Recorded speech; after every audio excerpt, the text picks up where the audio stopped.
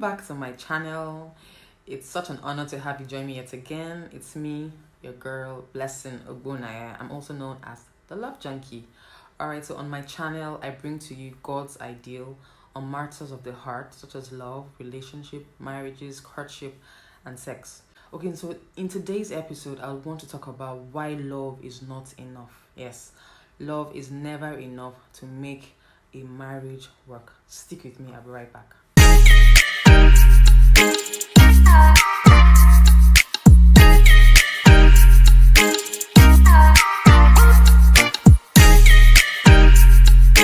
You're welcome back. If this is your first time of coming along my channel, you're so welcome. It's such an honor to have you join me. Please do not leave without subscribing to my channel, as well as hitting the notification button so you get to know when I put up a new video. Alright, and if this is not your first time, thank you so much for always coming back. It means so much to me. Thank you. Alright, so in today's episode, I would want to talk about why love is never enough, why love is not enough, to make any relationship, marriage work. Today's world, a lot of times we get to hear why people go into marriages the first year, second year, before you know it, they've gone their separate ways. Divorce rates are completely on the high, in our today's world, and people get married and people wonder, but we loved each other. How come I don't have the same love for this person anymore?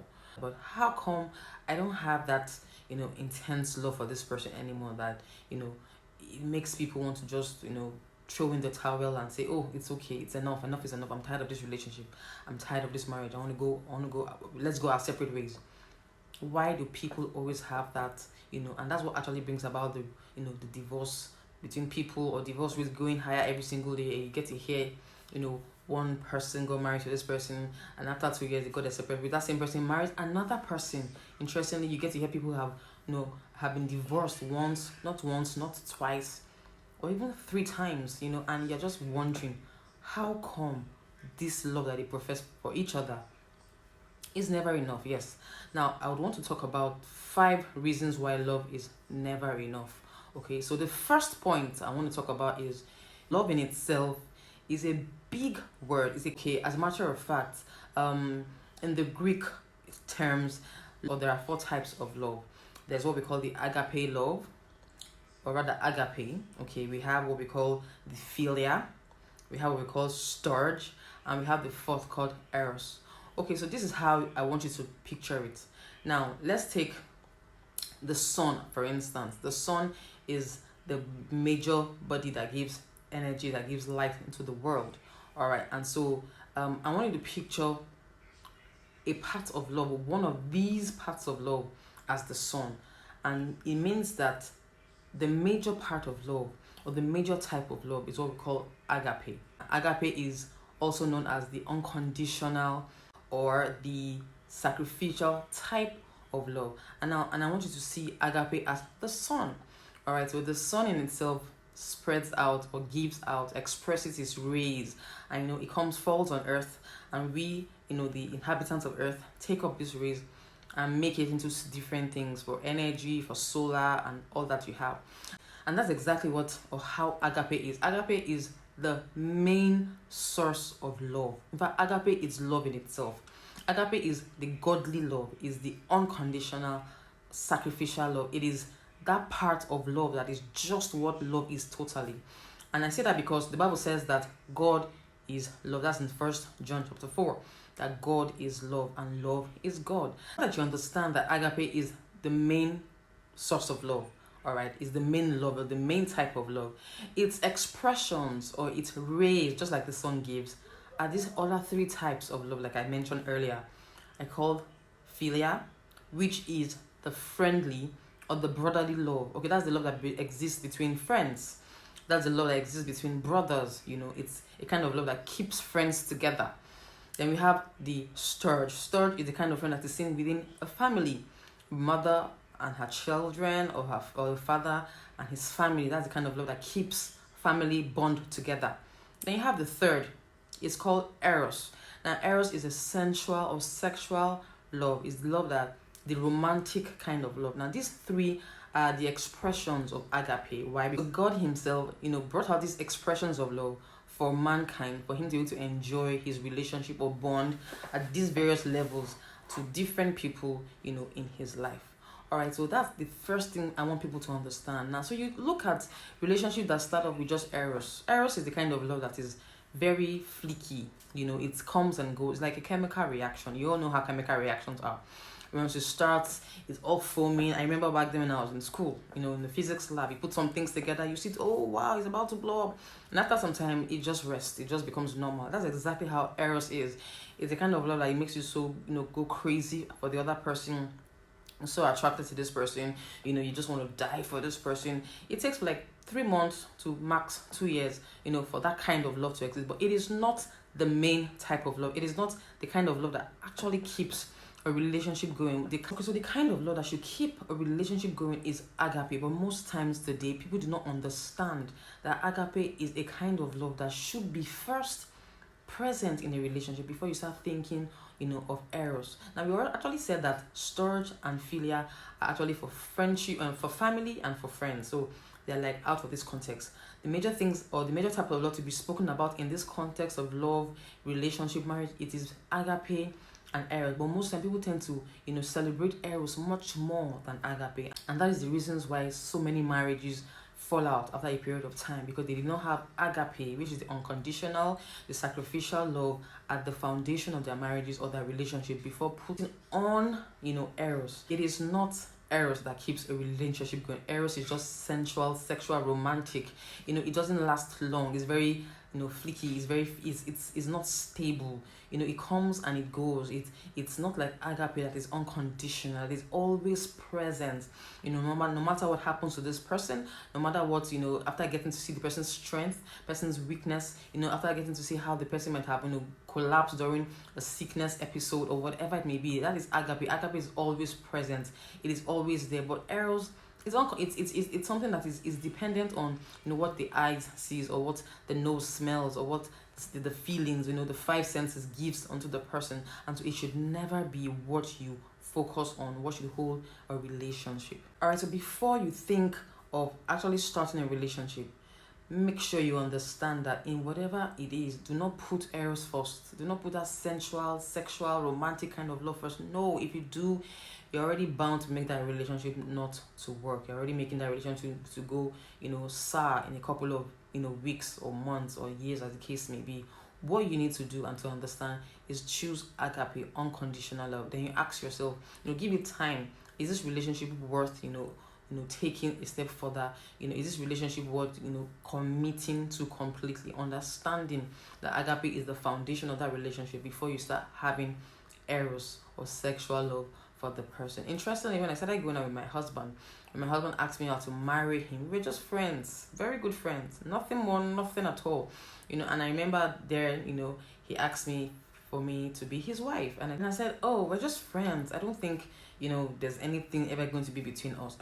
And I just thought to myself, and he said, no problem, just think about it, and I had to, ruminate over it, and I prayed over it, and I remember so well that each time I prayed about it, I would hear a voice inside of me say, yes, he's the one. Give him, just believe. You may not have any feelings for him now, but just believe. And I remember giving him my answer, yes. And over a period of time, before that attraction or that feeling of really liking this person came around. So many times people take the other opposite. They put the feelings, the emotions way before, and if you do that, it will make your marriage not to work. And so yes, when we say love is not enough, it's because people tend to hold on to eros. Eros love is not enough to make your marriage work. It is agape love that is right and enough to make any marriage work. All right, so the second point I want to talk about is love is not enough, because for love to be enough, to make your marriage work, it has to be mutual. It has to be so, between the man and the woman, so mutual and so intense. When I say intense, I actually want to use the word called passion. Interestingly, the Oxford Dictionary describes or defines passion as 2 things. It said it is a controllable, emotion, a very strong, controllable emotion.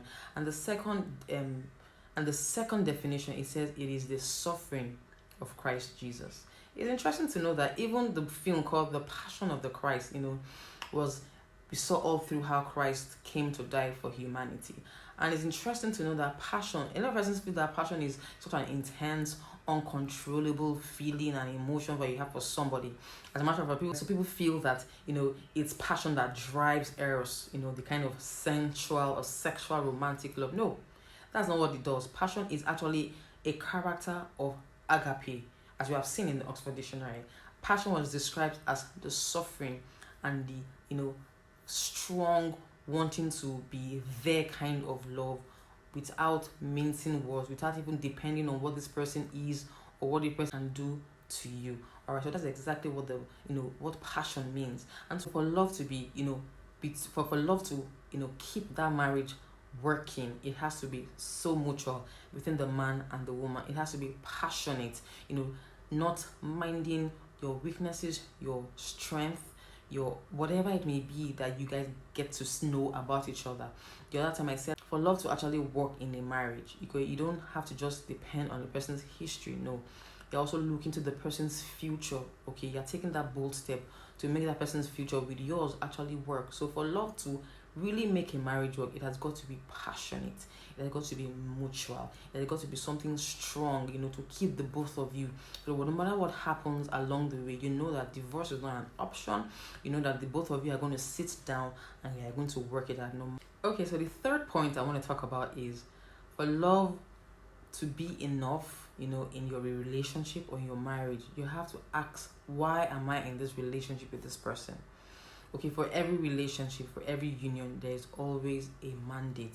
There is a purpose, okay? You don't just go into a relationship or a marriage because you guys love yourselves, you want to raise a family. No, there has got to be something bigger, okay, than the love that the both of you share. And it even starts from you as a person. Before you actually have to find somebody to spend the rest of your life with, you as a person, you have a purpose that God wants you to fulfill on the earth. Okay, so it's the same thing. When you have that purpose, you have that understanding.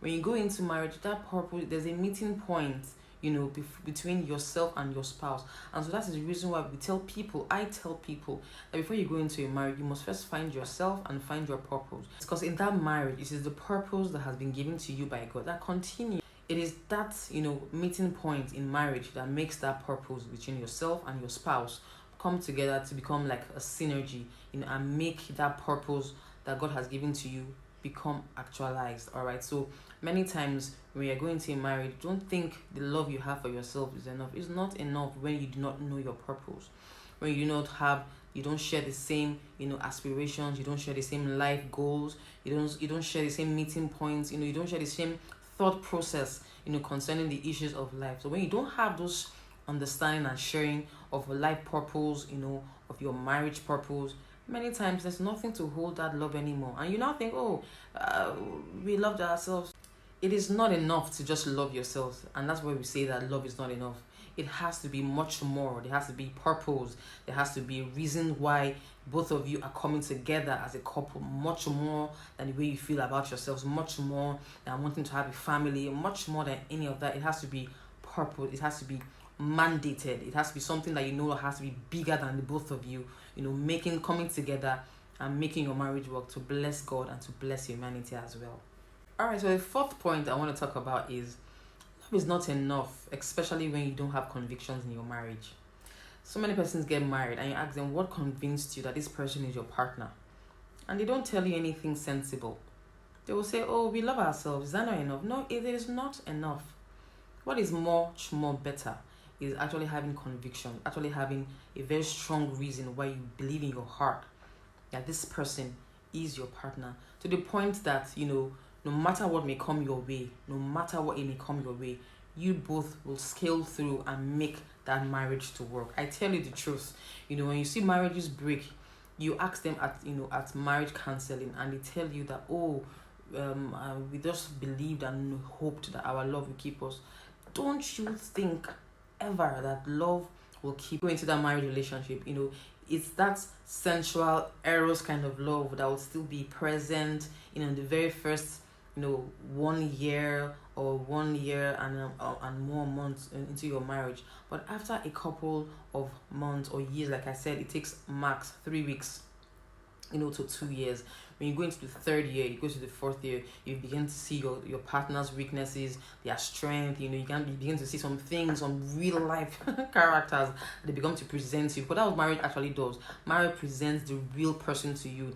All the times you guys were courting or dating, all those things we were seeing were just child's play. When you go into that marriage under the same roof, you begin to see the person's true character.